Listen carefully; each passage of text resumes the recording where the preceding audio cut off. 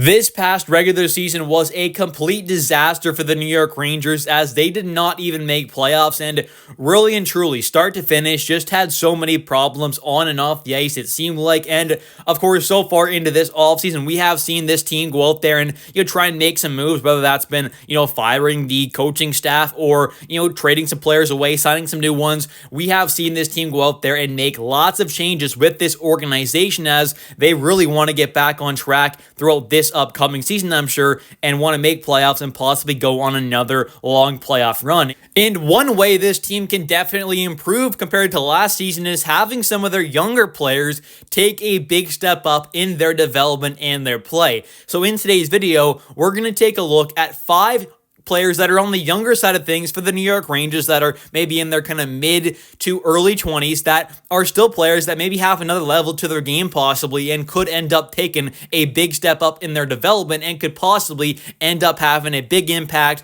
on this New York Rangers team. And all 5 of these players are not going to make the opening night roster for this Rangers team. It's just not going to happen. They're not all going to be in the lineup, but I do think all 5 of these players have the opportunity to, at some point, get a real chance with this team, whether that is at the beginning of the season or throughout the season at some point, mid-season because of injuries or poor play. They're going to possibly have a chance at some point there, and these are players that I think have the potential to be real impactful players for this team. Now, not all of these guys are going to become stars, but some of them definitely could have a pretty big role to play throughout this upcoming season. So let's just get right into things here, and we'll start off with player number 1, who is Juuso Parssinen. And this is a player that is going to have the opportunity to become the Rangers' full-time third-line center to begin this upcoming season.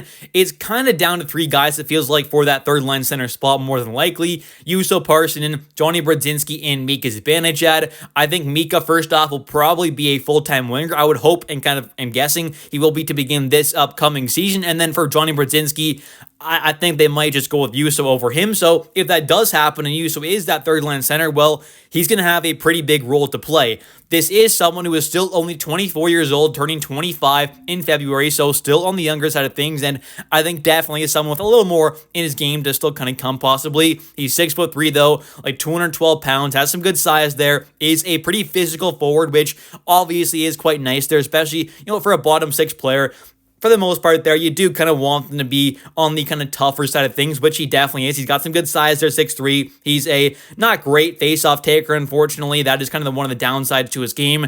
Not the best defensive player, but I think that's an area where you can hope that he can kind of take a step up in. But he's just a kind of solid, physical, energetic kind of centerman, I guess. I mean, he's not great offensively, not great defensively, but has some talent on both ends of the ice. And I think the end of last season did kind of heat up a bit there the last few games. So I think if he can kind of continue that into this upcoming season and maybe be a 35-point guy on that third line, I think that could be pretty solid. If he can get something around there, that wouldn't be too bad. So I think overall he's a decent option for the third line. He's not some great, phenomenal option, but there is a bit of upside with this player, and if he can take another kind of step in his development, that could be a pretty massive help for this Rangers team. Next up here, we've got Scott Morrow, who was picked up in that K'Andre Miller sign-and-trade deal with the Carolina Hurricanes, but this is someone that if, Braden Schneider does end up moving to the left side, then I do think he has the opportunity to have a pretty big role with this team. And unfortunately, that's really the only way, unless injuries happen as well. It's either Braden Schneider moving to the left side or injuries have to come up really to see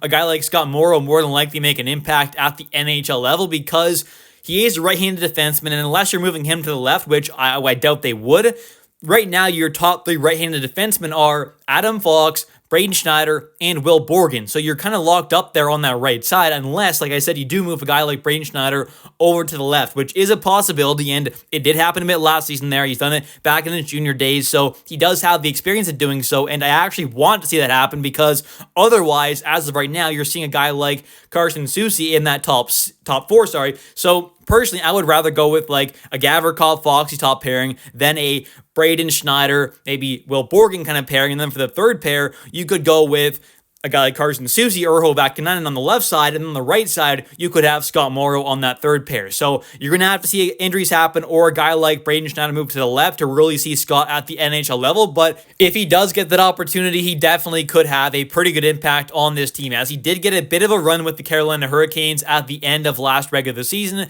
and in the playoffs as well.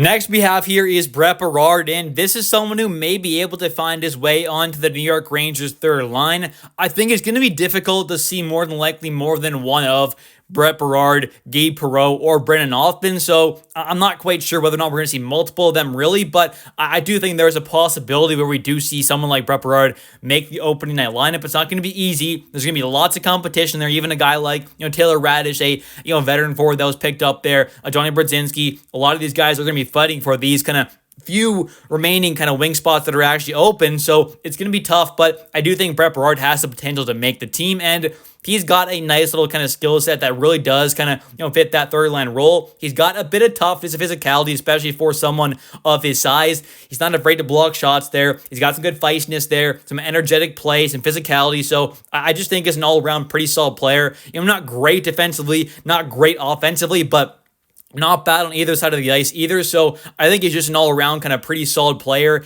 Doesn't excel in one area necessarily, but it's just that kind of pest out there, so I think plays that role quite well and definitely could fit onto this team's third line. And a lot of the same things with Brennan Othman here as well, just like with Brett Berard, where I think they're both going to be competing for the same kind of spots. They're on that third line. It's going to be some tough competition there. I mean, there's going to be a lot of guys fighting for those kind of select few spots that are really still available. So it's not going to be easy. And I do still think like I said, we're probably only going to see one of those three prospects actually make the opening night lineup, which may be a little disappointing, but it does kind of make sense. I mean, Mike Sullivan, of course, is coming in here with the idea of trying to win. So if he wants to do that, then maybe he feels the best option to do so is to have more of a veteran lineup, which, I mean, that's all up to him, of course. So we'll have to wait and see kind of what he does decide. But like I said, it would not shock me at all if he does go with a more kind of veteran roster than on the younger side of things. So that may be a little disappointing to certain fans. But I do think often if he does get a shot, though, at the NHL level, will hopefully have a bit more of an impact than what he did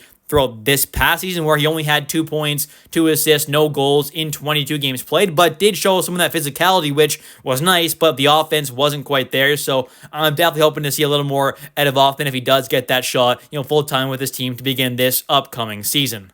And finally, we've got Gabe Perreault here, the New York Rangers' top prospect, who, just like Brennan Othman and Brett Berard, will be competing for a select kind of couple spots that is really available right now. I don't know exactly whether or not he's actually going to make the team, and I do think that it does make some sense that if he's not going to get a role in the actual top 6 of the NHL team, that it may be best for him to be in the AHL instead of in a third-line role at the NHL level. Maybe it would be better for his development to, start in the AHL and go on a top line down there, be one of, if not the kind of top offensive forwards down there, get top kind of power play time there, be the kind of main focal point of the offense for the Wolfpack there, and really kind of get an opportunity to really kind of, try things out of the pro level there and acclimate to the pro game and, going up against full-grown men who've been playing pro hockey and getting paid big bucks for years and years now. So getting some experience down there might not be the worst idea, especially if, like I said, he is going to be stuck on a third-line role alongside, no offense to these guys, but like a Yusuf Parson and Taylor Radish, those guys aren't really going to help him kind of really achieve his kind of developmental goals, I guess, offensively. So I think maybe starting the AHL does make some more sense for someone like a Gabe Perreault, but like I said, he is a real good, talented forward, so